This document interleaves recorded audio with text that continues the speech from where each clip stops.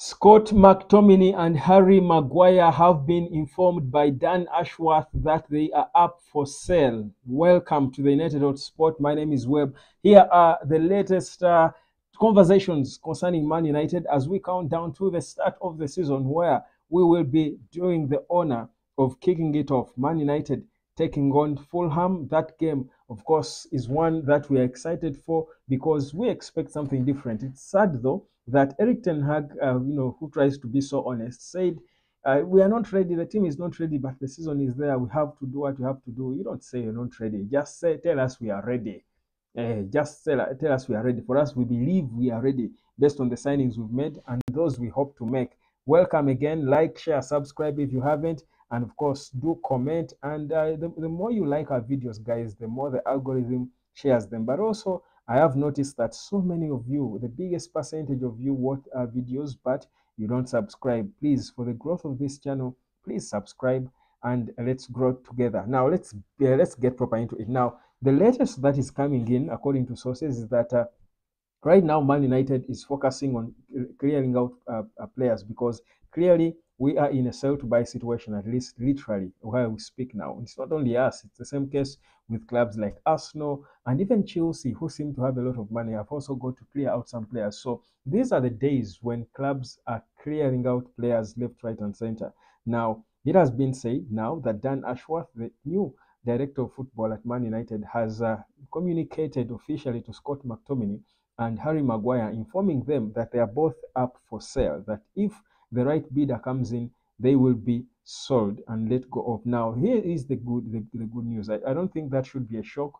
I think it's just a confirmation of what you already know. But here is the good news. Scott McTominay already has got suitors because Fulham, who wanted him, of course, dropped off because United were holding out for 30 million quid.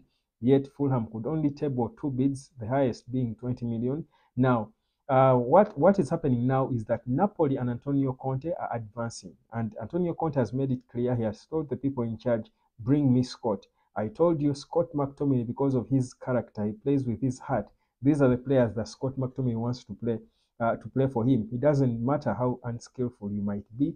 It's not about skill. It's about the heart and desire. He can make you a world beater because him, just like Jose Mourinho, want winners, and winning is a mentality. It's inside. It's not a skill. It's a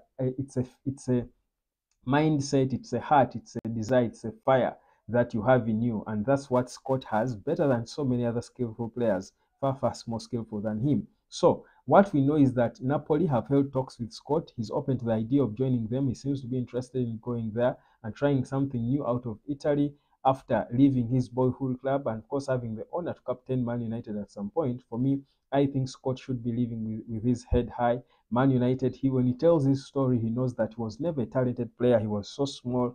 Nature was against him, but he defied the odds to become a professional footballer at the club of his life. So for me, either way you look at it, for Scott McTominay, it's a win. But even for Man United, it is a big win because whichever money we get out of Scott will be profit, absolute profit. So either way, I think it's a good state. I think whatever, I mean, United want 30 million, but even if we got 25, because I feel like we are in a desperate situation now. I think at some point we might reach we might get to a feeling of regret because saying we could have got perhaps that 20 million quid from Fulham.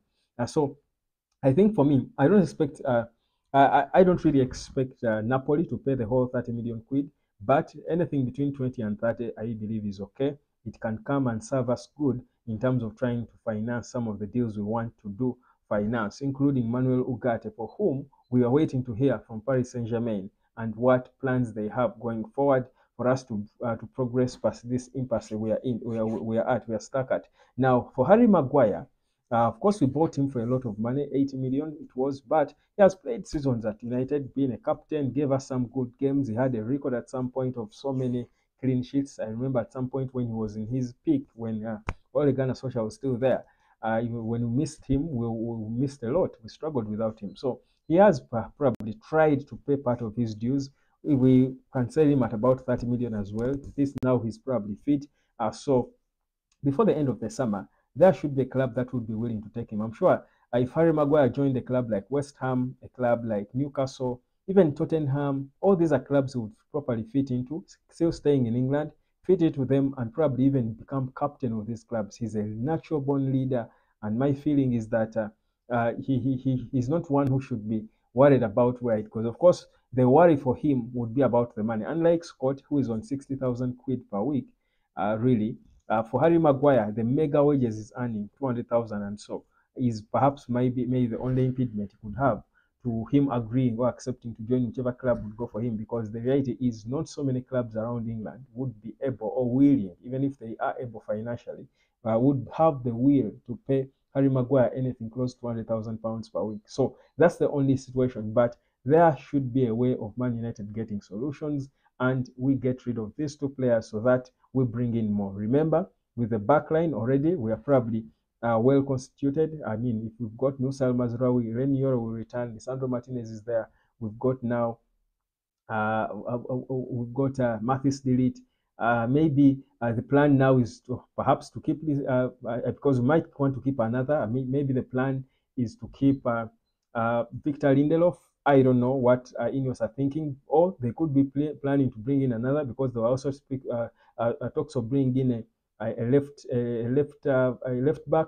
I mean, maybe on loan or for free. So the plans are there, but we're waiting to see them. So, but either way, for me, it's that point in time when we clean up the squad, because all managers who come in and succeed at clubs like this in transitions always bring in their players eventually.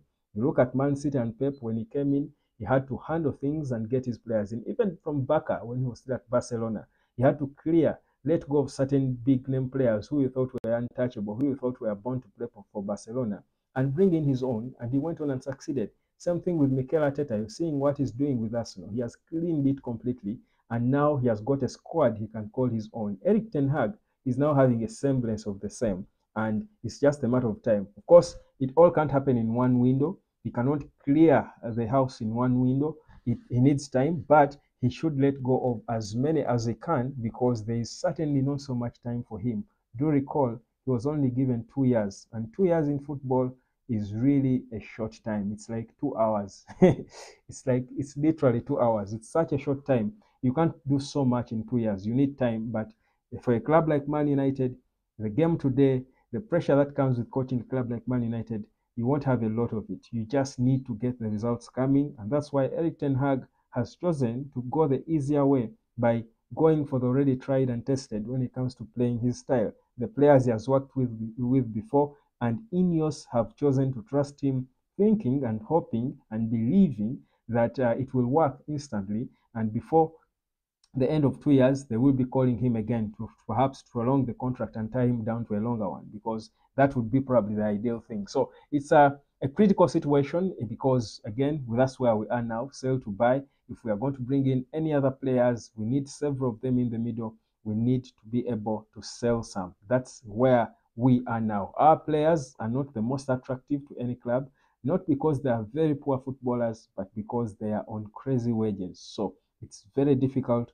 to undo the contracts that they signed with the past administration or the past secretariat, the guys who are running things daily. So brilliant stuff going on. Let's hope. Omar Berada, who came out today, by the way, and was praising Man United, and which I thought is a good, a way to do it. If you're the CEO just coming in from Man City, which we know is the modern, day model football club, you are the guy in charge of operations and stuff. You go to a dilapidated Man United, but you still are able to say how proud you are and how you go there, you arrive at Man United and you feel it's a special club, blah blah blah.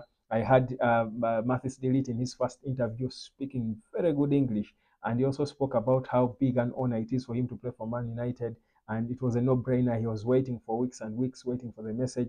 I feel like the comments coming in from these professionals that Ineos have hired are good, because even if we know that we are in a bad situation, I think it's a good way to sanitize the situation. Hearing it from the top bosses or from the big players, the big signings, it will bring back that belief and trust in the project that Ineos is building in the club, and people will be interested again in joining Man United. It will bring back the respect again. But we know that the reality is, there is a bit of a rot. Omar Berada said when he walked in, yes, that's when he felt it. It's hard to know how big this club is until you're there. But when he walked in, he felt it. Of course, the fan base, fans make clubs, honestly. It's not really the facilities per se. But again, if you're a club like Man United in 2024, in this day and age, you cannot just be the fan base, because the fan base means big money. Big fan base means big money.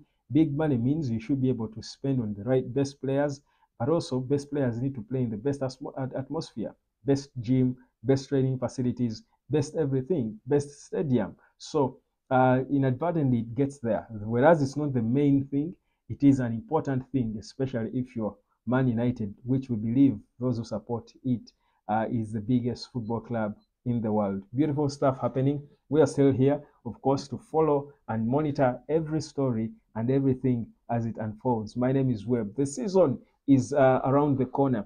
Where do I think Man United will finish this season? That should be the multi-million dollar question.